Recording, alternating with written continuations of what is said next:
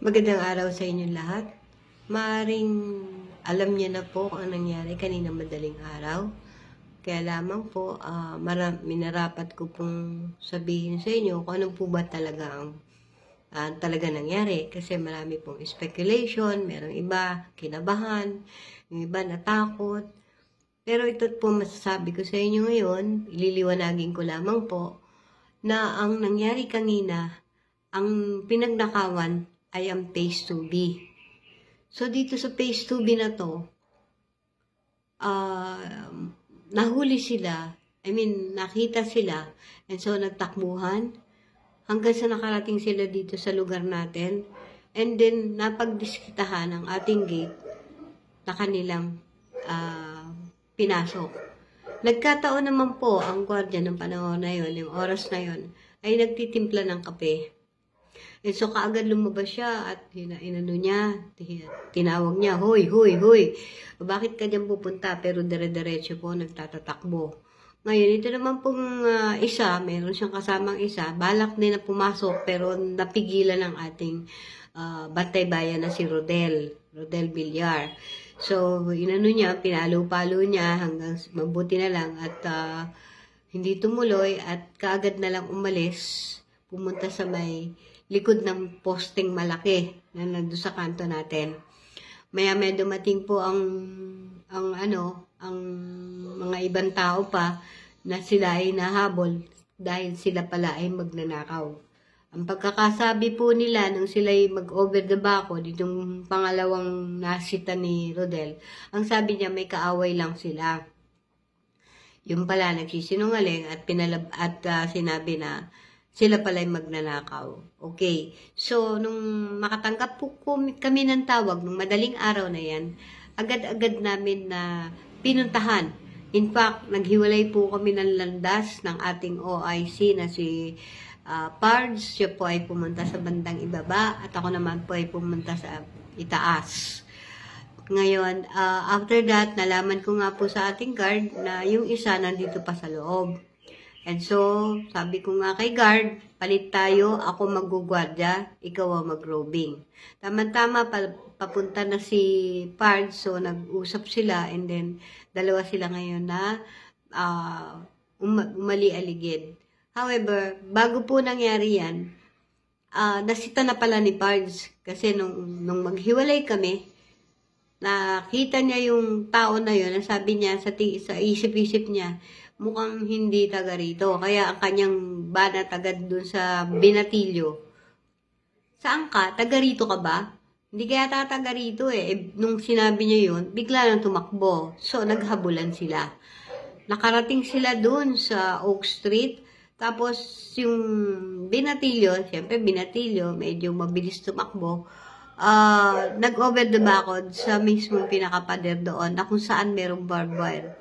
Sigurado nagkasabit-sabit siya doon, sabi nga ni Pards, pati yung t-shirt, nasabit, lahat-lahat. Tapos ang babagsakan pa niya, napakalalim.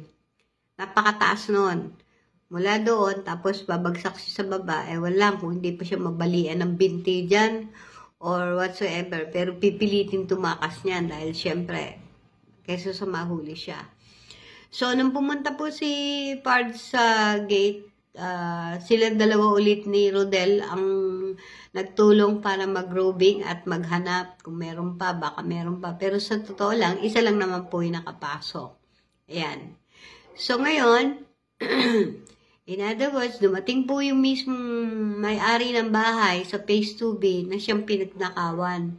Hiniling niya na kung po pwedeng makita yung CCTV camera natin.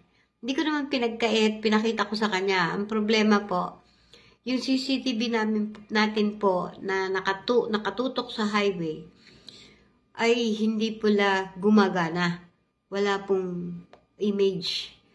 Yung paghahabulan naman nila Pards sa Oak at saka yung magnanakaw, tinignan ko yung Oak, abay, wala rin pong image. Kung bakit ba naman yung pang dalawa na yon na siyang importanteng gusto nating makita ay parehong hindi pala gumagana. So therefore, kailangan po nating ipagawa ito kung gano'n. Kaya ngayon, napag-isip-isip ko, kailangan mag-meeting kami mga board of directors. At doon po, nag-meeting kami kanina alas 9 at ang napagkasundoan po namin, magdagdag ng bantay bayan at magdagdag ng barbed wire, lalagyan ng barbed wire ang gate para na sa ganon, hindi rin makakatawid na ng bakod kung sakasakali. Dadagdagan na rin po natin ng barbed wire, yung sa black one, kasi yun na lamang ang walang barbed wire. Pero yung sa iba pa, meron po. At sigurado naman talaga yung kaninang magnanakaw na tumawid sa Oak Street, sinisiguro ko sugat-sugat na yun at baka nabalian pa yun ng binte sa pagtalon. Okay? Nasundan po yan ng ng mga bantay bayan. Nag-search na po ang bantay bayan. The barangay pala. Barangay. Na-report na sa barangay. Pero, yun na nga po, baka isa lang po yung nahuli, yung isa hindi. Okay? So, ngayon, after ng aming pag-meeting, napagpulungan nga namin, at ngunit ang problema po natin, sinabi po ni Treasurer, ng ating pong pondo ay kulang. Hindi kayang bumili ng barbed wire. Hindi rin kayang magpagawa ng CCTV cam.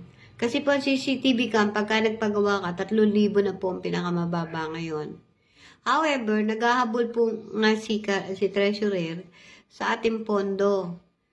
Yan po ang naging resulta nitong nung ating pinaliit ang ating pondo. Yan po ang naging resulta.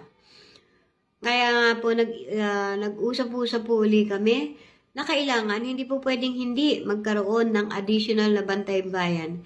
Dahil ang lahat ng bantay bayan po natin ay nag-guard na lamang sa gate, naghahalinhinan sila, pero wala pong nagro-roving na ngayon. Yun po ang naging kaibahan. Ngayon, kailangan po natin ng isang bantay bayan na magro-roving. So, ibig sabihin, kailangan po natin magdagdag uli ng budget para sa bantay bayan. Pero paano po tayo makakapag dagdag ng bantay bayan kung sabi nga po ni Treasurer hanggang ngayon kulang pa rin po ang ating budget, no? Ngayon, pinipilit pa niyang maipon ang pambayad sa Meralco, pinipilit pa niyang maipon yung mga ibang standard operational expenses. Yan po naging resulta ng ating pinaliit ang ating monthly dues from 500 to 400. Ngayon, siguro po, this time, itataas na po ulit natin sa dati. Kung ano yung dati pong monthly dues natin, ibabalik po natin sa dati kasi hindi po, tayo po ay darating ang panahon, wala na po tayong ibabayad sa ating maintenance, wala na rin po tayong babayad sa bantay bayan. Baka magkulang na rin po tayo, maputulan tayo ng kuryente. Kung ganyan din lang na magtitiis po tayo na 400 pa rin po. Yan po ang katotohanan. Nung ma-discuss po natin yan sa GA, sinabi naman po ni Treasurer sa inyo, napakaliit ng koleksyon. Ang atin pong standard operational expenses ay umaabot ng 75 to 80,000. Pero ang koleksyon natin sa isang buwan, pinakamataas na po yung 76,000. Ibig sabihin, kulang pa rin yung ating pong nakukuhang koleksyon. So, ang ako po ay dumudulog sa kaibuturan ng inyong puso. Kami po ay humihingi ng suporta sa inyo.